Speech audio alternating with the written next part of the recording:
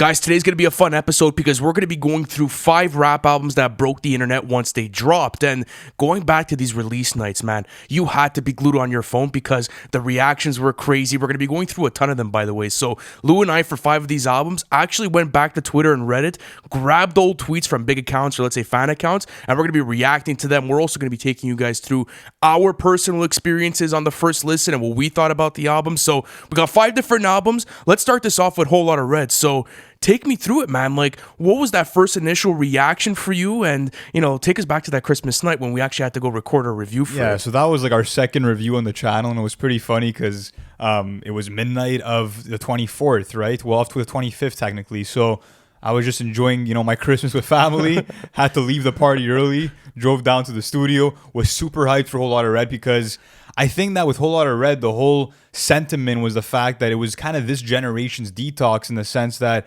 it felt like a mythical album. It felt like an album that people weren't even going to get because of how long it was teased for without an actual release.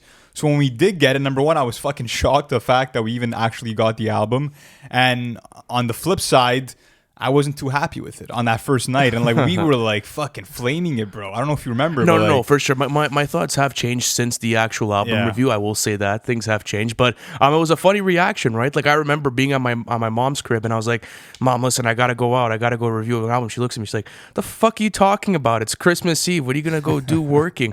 I'm like, "Well, you know, I got no choice. I gotta actually go out and do this." And what was surprising was we were talking in a group chat, right? And we are all like, "Is this actually gonna drop tonight?" And it ended up happening, and I think that's what had sparked so much of a debate online. So let's actually get through this. Let's go visit some old comments about this album because it was a monumental moment for hip-hop in 2020. And I think that like when you look at like a Christmas Day album, this has become the signature album for hip-hop, which dude, is you want to know what was trending this Christmas? Whole Lotta Red. Not even Christmas, dude. Like that's another thing. So let's get through this. On Reddit, Gatosari Strong, I'm sorry if I butchered that name, said, "I think Carti had the right ideas but had poor execution. The album needed more time and there were a lot of unfinished songs that would have been left off." So, I agree with that. I think so? that's such a good take that holds up. And by the way, guys, all these takes that we're going to read actually come from the first day of release from these projects. So it's kind of pretty cool because it serves as kind of like this time capsule. But speaking on this comment, like, yeah, a song like, for example, Go to the Moon with Kanye, Carti had like 30 seconds on there. Like he could have added a full-on verse. So I do agree with this take. What about you? Yes and no, because now I'm starting to understand the vision of the track list, but I do agree. There's some songs that definitely have more room for growth. Let's now go on to Planet Puerile, who said, "This would be good if you could mute Carti and just listen to the beats." No, you see, like, I don't agree with that. I mean, that Carti has great performances throughout it at certain points and stuff, but I mean, we were talking about it in my initial reaction when I had heard it, because a lot of people were like, "Yo, the production's carrying this album, like, you know, Carti doesn't perform as well." At least I thought like a 2019 Young Thug would have fucking murdered a lot of these beats. Like that's at least what I was thinking as far as production. I think the production is the strongest point in the album, and I think that like it's been influential to a lot of artists who are using that kind of style now. So I don't agree with the fact that Carti should be muted, but nonetheless, let's go on now to Twitter. We have 2 comments from here. First up from Hip Hop Hub, who said, "Playboi Carti's Whole Lotta Red will be on repeat for a long time and in rotation forever. Easily the most creative trap album ever created, with perfect marketing and an even better execution." That's a heavy praise. Okay, so listen to this. Hold on. Creative trap album. I don't know. I think Rodeo takes that. That's at least like Facts. that's my take on it. Creative though. It is very creative. It's definitely outside of the box, and we're gonna be talking more about Whole Lotta Red on the channel. So if you guys want to stay along for that, hit the subscribe button and the like button. I mean, looking at, you know, the perfect execution, does that hold up? Like, what do you think about that? Not really. I mean, again, to me, it's like, it's the fact that I'm not a big fan of his like screamo delivery. I feel like it's kind of out of tune at times and shit. So like for me, no, the execution wasn't there, but a lot of people disagree. But let's now go on to an OG in the Twitter community, Shrek Knows Rap, who said, "It's Christmas. Stop arguing if Whole Lotta Red is trash or not. Enjoy the day, LOL." And that's what it kind of did. I think that's like the takeaway from Whole Lotta Red, at least when it first dropped, is the fact that it threw the whole internet into a frenzy because it was one of the most polarizing albums that we've gotten of the last decade. Probably the most polarizing maybe since Yeezus, bro. So listen to this, okay? There were certain keywords that were actually trending on Twitter once this actually dropped. The word trash had 108,000 tweets. Other trending keywords were a whole lot of skips and a whole lot of trash. So I remember the community was pretty taken away by it. I mean, the initial reaction was shock. let's move on to another album that created a lot of frenzy, J. Cole's KOD. I mean, we've covered so much content on KOD on the channel, you know, at certain points talking about the storyline, but what doesn't get talked about enough is the type of conversation that this stirred, because one, it was low-key a surprise album. I mean, no one expected this from Cole. Not only that, but, you know, you have the whole little pump this, and then you have, you know, people going back and forth on the narrative. So, again, I'm going to ask you the same thing. Go back to that night, man. We were together. I remember it. We bumped it in the car. Yeah. We were at Mass's house that night, and we were blown away after first listen. Like, I think that was a really good first listen for us. We really did enjoy it. Yeah, it was super interesting just because he let us know 4 days before the album came out that the album was dropping. So it kind of did feel like a surprise release. And yeah, that first experience was awesome because we were just chilling in Mass's garage. We had smoked a few joints because it was 420. And we're like, fuck it, let's go in the car, get some nice speakers blasted, and let's bump this KOD album. And we didn't know that what the hell we had in store for us. We didn't know that it was going to be a full concept album. That's kind of like the mind-blowing thing, like after you actually go through that album for the first time, is when you realize that it's like, wow, this is so important to our current times, because J. Cole is forcing all of us to look at how there's serious glorification in terms of drug use in the culture, in the hip-hop culture, and he kind of made us all look at that. So I thought that was super cool. And, you know, what's also cool about it is that there was this whole sort of Kill Edward alter ego that J. Cole fans, but even the hip-hop industry, were not accustomed to. So people were talking about that, but there was an interesting stat. I like that you included this. In terms of numbers, it immediately broke streaming records on Apple Music and Spotify. Excuse me. Yeah. It beat out Drake's views for having the most first-day streams on Apple Music, where KOD got 64.5 million streams. Yeah. Huge. 64.5 million. Even at that, the first week was ridiculous as well. So going back to it, like, do you think that this is one of the best first album experiences that you probably had? Like, think about it. Like, let's say someone had to go through our live album reaction catalog on Patreon. Like, do you think that this would probably be one of our best? Like, if we had like a live little camera in the car, let's say, like going through the whole album. Yeah, this was a joy, just because you had even Cole rapping with like the same staccato flows that, let's say, trap artists were using to kind of like poke fun at it in a sense. So I love every element of that, and I also think that for a long time, that elephant in the room was the fact that so many artists were kind of glorifying the use of drugs in the culture, and we saw the effects of that. And then Cole just pointed out the obvious and did it in a really mentor type way, where he's kind of being that father figure for a lot of artists and a lot of fans within the culture. So I love that, and it actually got immediate praise from journalists such as Justin Hunt, who said KOD is 2018's most important album. You also got Trent Clark from Hip Hop DX, who said one of the most important rap albums ever, which is they're pretty bold takes. Those are pretty bold takes. I do see the importance in the message, but I don't know if the quality of the album is necessarily on that scale of the greatest of all time. But to me, it still remains like an underrated Cole album. Oh, that's for sure. A lot of people do underpraises. But let's actually go on to some community ratings. So this was pretty cool. On Reddit, Drug Milk said, all the top comments are it's okay or mediocre. Fuck, man, it's fire. I love it. Besides Saba's album, that's pretty cool. So you can kind of see the sentiment of 2018 with Care For Me. It's one of my favorites this year. Jor301 said, also, I'm a huge fan of the alter egos, but Kill Edward was just annoying as hell. Do you feel as if Kill Edward was like Honestly, annoyingly executed? He wasn't annoying, but I just feel like, I don't know, the voice was a bit like, it was coming out of left field, and I didn't really like, as a cadence, I didn't feel like I liked what Kill Edward's performances were like. So I kind of get you on that. Yeah, not really a fan of the Kill Edward stuff. All right, let me keep going on this. So on Twitter, DJ Pitoza said, J. Cole makes music for people who understand life is deeper than money, sex, and drugs. That's a very good take. I mean, I'm sure there's a lot of J. Cole, listeners that don't necessarily understand that. But I mean, looking at it, I think that was the purpose of the album, was to kind of ground you and put you onto a different thing. And I think that, like, that's kind of like, where this whole album lies in value for breaking the internet, is that it was so out of the box as far as a concept goes. No one was really doing it at that time. And you also had people like Corday, Loki, make a whole career off in 1985. Like, that's fucking ridiculous. After his Response song came out. Guys, listen, this is fucking crazy. I remember the day. I think I was still working at McDonald's when this happened, though, right? So Corday comes out with that freestyle. What was it? A couple of days later, if I'm not mistaken. I think so. I don't know. Anyways, in that span of time. And as soon as it dropped, I'm like, who the fuck is this guy? I'm like, I had no idea, but all I knew was that he was a super talented rapper. And then you find out that it's YBN Corday. And then fucking you go through a whole rollout. You go listen to his My Name Is remix on YouTube, and you're like, oh fuck, this guy could spit, and he's he's got serious potential. Absolutely. So yeah, that was definitely a big moment. But the last comment comes to us from Twitter, Mason Camacho, who said, I walked outside my work truck at this school. This car parked behind me had this dude laid back in the driver's seat, and I could hear J. Cole playing through his loudspeakers. Bruh, this dude parked up in a random parking lot and is listening hard to KOD. That's hip-hop, bruh. Respect. We were in the same that's what we vibe. were doing. That was in our same vibe. By the way, guys, if you want to see all of our live album reactions because they're pretty jokes, visit the link in our description to our Patreon. You know, we had the whole community come in. It's pretty funny. But let's keep going with this. So our number 3, all right, Drake Scorpion. And this was another album from 2018 that, you know, stirred a lot of controversy because there was the whole Pusha T thing going on. People were really asking, you know, how is he going to reciprocate now, and like how is the album going to change?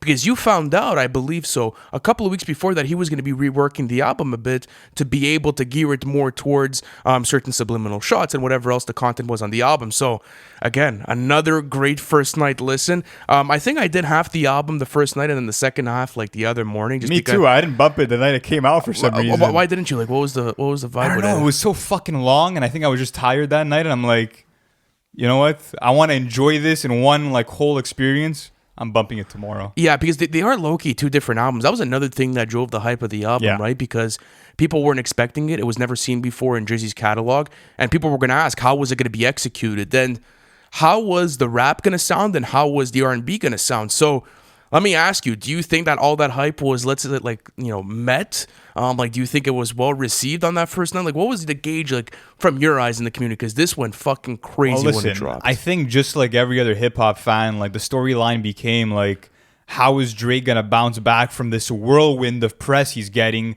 revolving around him not responding to Pusha T and how it might affect the actual content of the album? So that's kind of, like, the main driving point for me was kind of like, okay, is he going to respond? Is he going to kind of make it right and actually take in that role of being the good guy, which he ended up doing? So that was a big factor for me. And apart from that, like you said, like I wanted to see how he was going to balance both the hip hop stuff and the R&B stuff.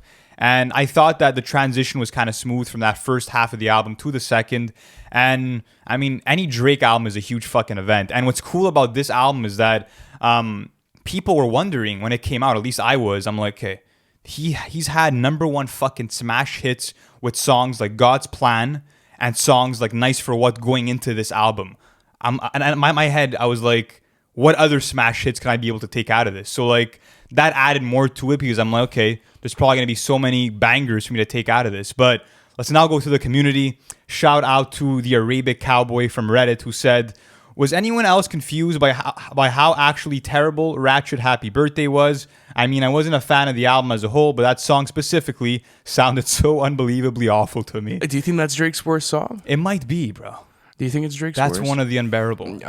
That's definitely a skip in my books. But regardless, it's one of the few odd occasions where Drake actually drops a whack song. Like I usually fuck with most of his stuff. Yeah, but, same.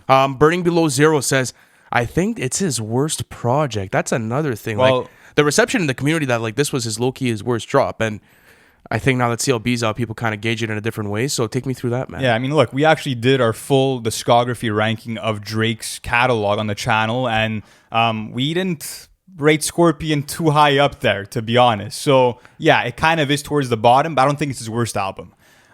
Moving on to Twitter, Sean SO96 said, if Drake thinks I'm going to stay up all night and listen to 25 songs, then he's absolutely right. Sean had the patience. Sean definitely had the patience. I only had the patience for half an album. I mean, well, technically a full album, and then I had to go through another one. But Sean, shout out to you, man. I mean, I hope you enjoyed your first listen. Let's go on to Jack. Scorpion Side 8, this is fire. This is the Drake that I first became a fan of close to a decade ago. That's a great take.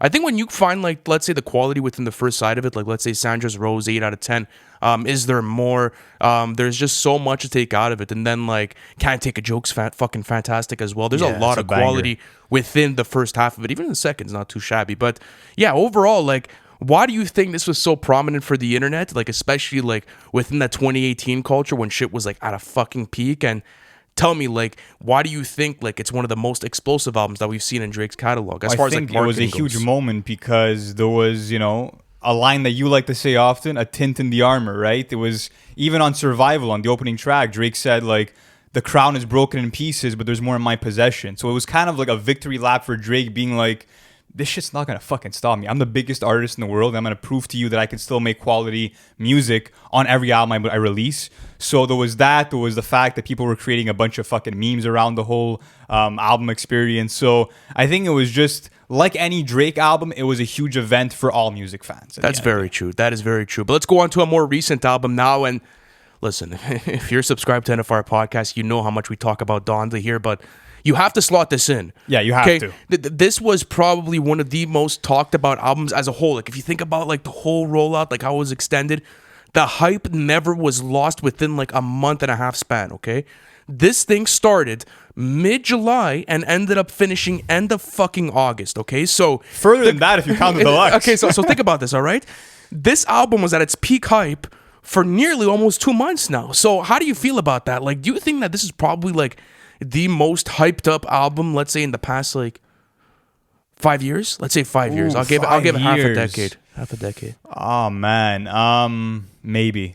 Honestly, I know Astroworld comes to mind as another one that was super hyped.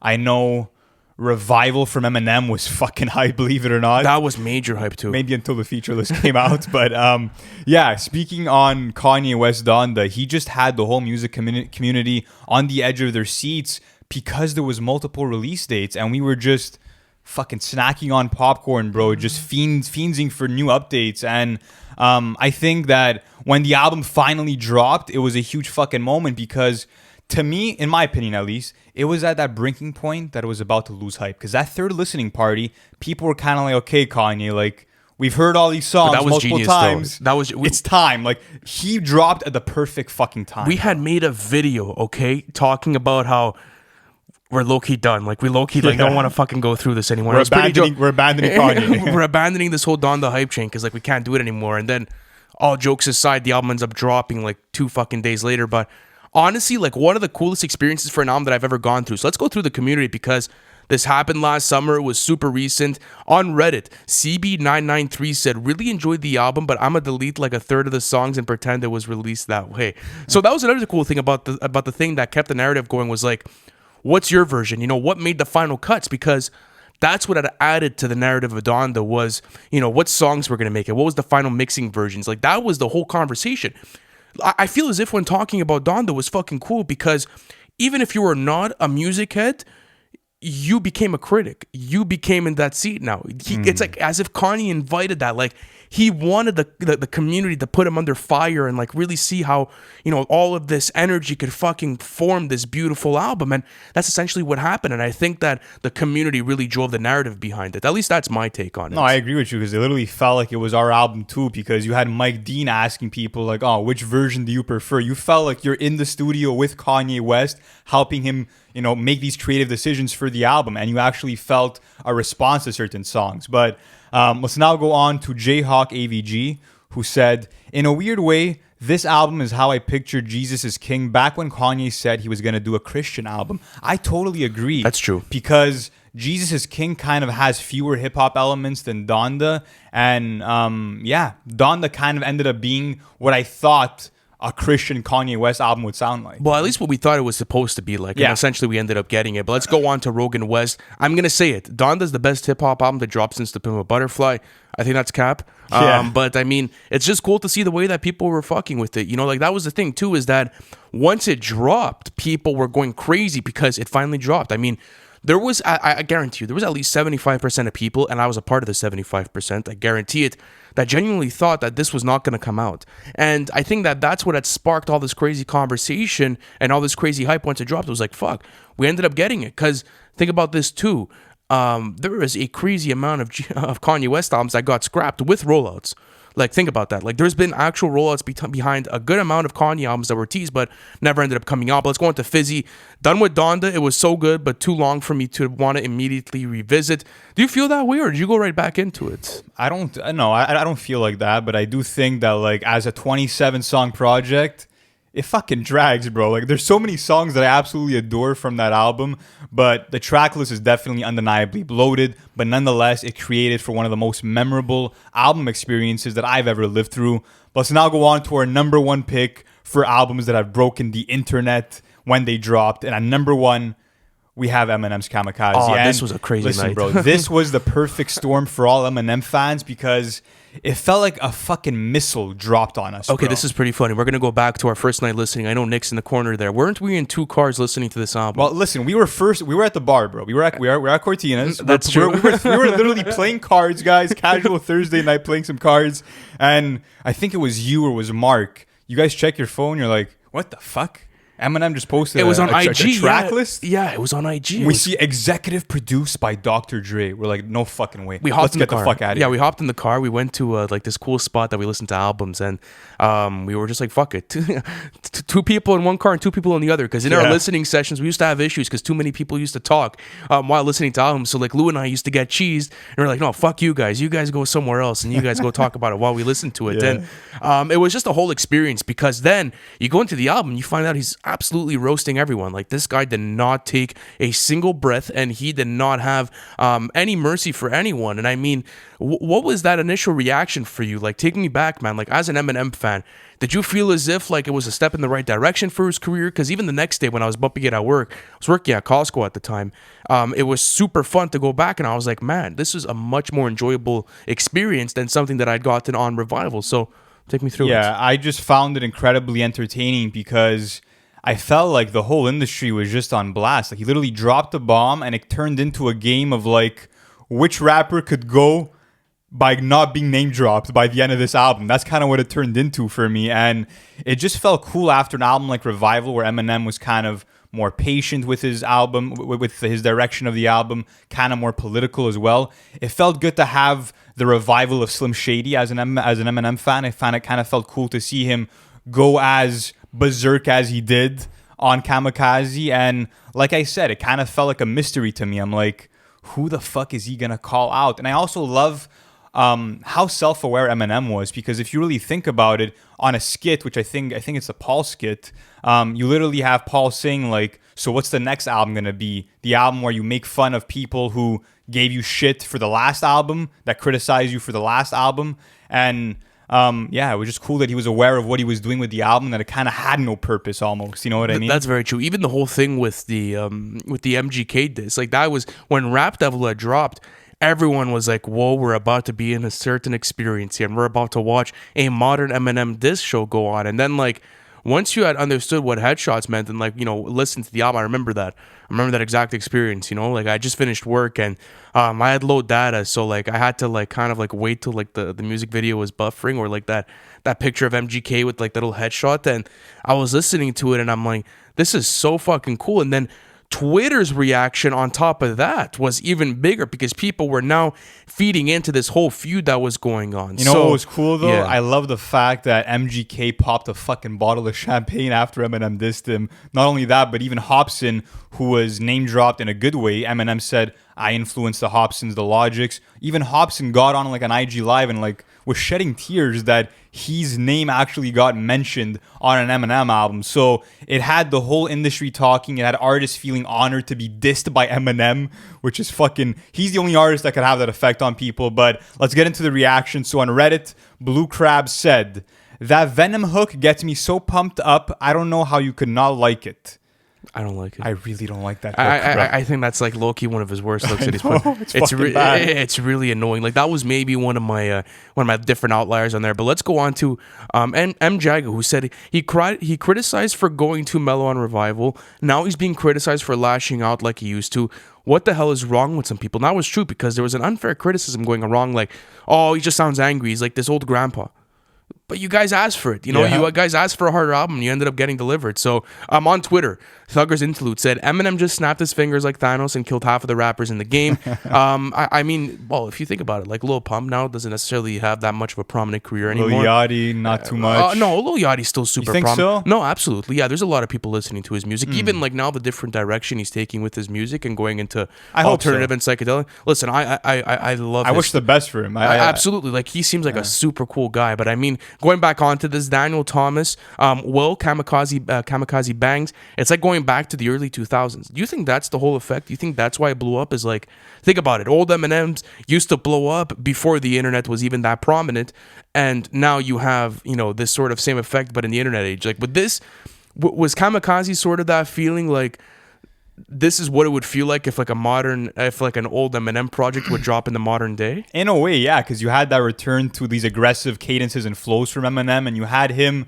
on his no bullshit time where he's just calling people out and just being brutally honest, especially about the state of current hip hop, because that was a big theme in Kamikaze, was him just ripping into how he's not happy with, let's say, mumble rap or trap or the trendy types of sounds in hip hop. But nonetheless, I just feel like no album in recent time has sent the shockwaves immediately the way that Eminem did with Kamikaze. It was a major night. I still remember it. But guys, listen, thank you so much for watching this. Let us know in the comment section, which one of these albums really, had you gripped in on that first listen. And as I mentioned on multiple occasions throughout the episode, we are doing live album reactions on the channel. So if you guys want to access that, the link to our Patreon is in the description. Thank you so much for watching this, and we'll catch you on the next one.